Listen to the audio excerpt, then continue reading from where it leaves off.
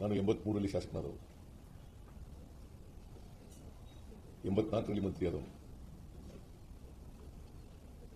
ಶಾಸಕನಾಗಿ, ಮಂತ್ರಿಯಾಗಿ, ಉಪಮುಖ್ಯಮಂತ್ರಿಯಾಗಿ, ಮುಖ್ಯಮಂತ್ರಿಯಾಗಿ ಸುಮಾರು 40 ವರ್ಷಗಳು ಹೆಚ್ಚು ಕಾಲ ರಾಜಕೀಯದಲ್ಲಿದೆ. ಮಂತ್ರಿಯಾಗಿಯೇ 40 ವರ್ಷಗಳಾಯ್ತು. ಆಗಸ್ಟ್ 17, 1984ರಲ್ಲಿ ಮಂತ್ರಿ ಆಗುತ್ತೆ. ನಾವು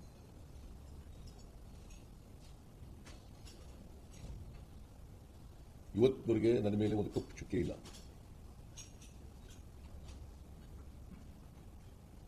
ನನ್ನ ರಾಜಕೀಯ ಜೀವನ ತೆರೆದ ಪುಸ್ತಕ.